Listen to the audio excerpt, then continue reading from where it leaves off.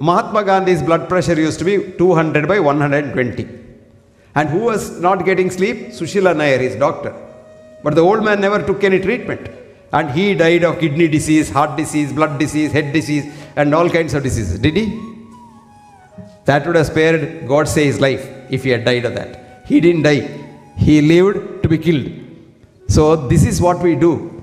That is what is called average becomes a normal. You get what is called false positive. Remember that? So if you know little statistics, for when you apply disease statistics to healthy people, you get on an average for every parameter checked by the doctor, 5 to 10% false positives. Now remember, now you go for a checkup in the hospital, TBS, your 500 parameters are checked at a given time.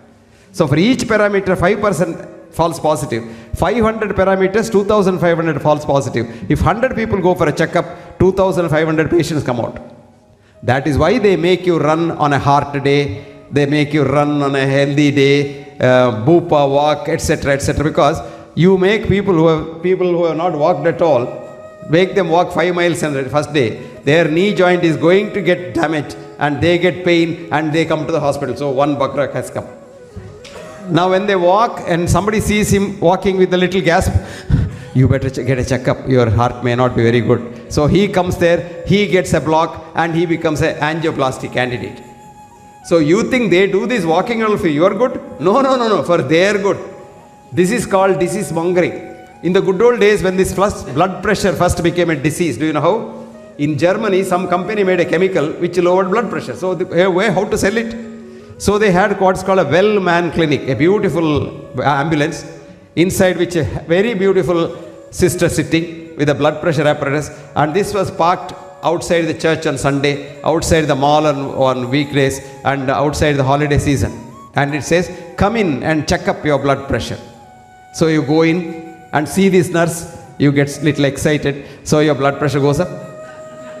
No, I'm not joking, I'm seriously telling you, I'm making it a little light-hearted, that's all. Because even if somebody touches you, it's called the alarm reaction, your blood pressure goes up.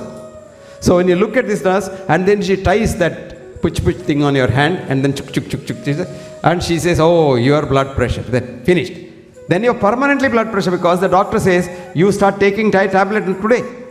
And next day if you go and the blood pressure is normal, they say, that's because of the tablet. If you leave it, it will again go up and hit the roof. Nothing of the sort happens. But once labeled, this is called labeling. You are permanently labeled. So don't you spoil your health. Ask yourself whether you are healthy and don't ask the doctor. If you can work hard, and if you can love others, compassionate, you are fine. Now why are we getting these diseases like blood pressure, cholesterol, so-called sugar and all? It is because when we were hunter-gatherers in the forest, predation was a cause of death. So God in his wisdom gave us a special system called the autonomic nervous system. So if you saw a tiger in the forest, you had to run away from the tiger. If you don't run away, the tiger will definitely kill you. If you run away, there is a chance that you may not be killed. So you run. For running, you require energy. Today, PT Usha can drink glucoside run. But the forest, you don't get glucoside. So God said, okay, I will prepare good glucoside. God made the sympathetic system secrete a hormone called adrenaline. And this adrenaline goes to the liver. In the liver, God has kept lot of gunny bags of sugar as glycogen. So it goes into the liver, releases a sugar from the liver, which is called neoglucogenesis. Actually, Aurobindo so beautifully said, Galen and Hippocrates gave us some hocus pocus in Latin and made us get frightened. So anyway, neoglucogenesis, you get sugar. So you start running, you get energy. Then to run, your blood pressure must go up, so your blood pressure goes up. To run, your heart rate must go up, it goes up, all because of adrenaline. Now when you run away from the tiger, all these things come down. Sugar comes down, blood pressure comes down, heart rate comes down. Today we have transplanted ourselves from that forest into the society, so-called society, civilized society. Civilized society, in my concept, is making man go more towards animal instincts. That's a part. Yes, it's over, time over. Time over. Thank you very much. But if you want me to complete this whole story quickly, 2 minutes, 1 minute, yes. Now what happens? Today everybody in society has become a tiger. Your boss is a tiger, your assistant is a tiger, your wife can be a tiger, your husband can be a tiger. So you keep seeing these tigers every minute and every day, and your blood pressure goes up, your sugar goes up, goes up. Now there is no time to run because you can't run away from these tigers.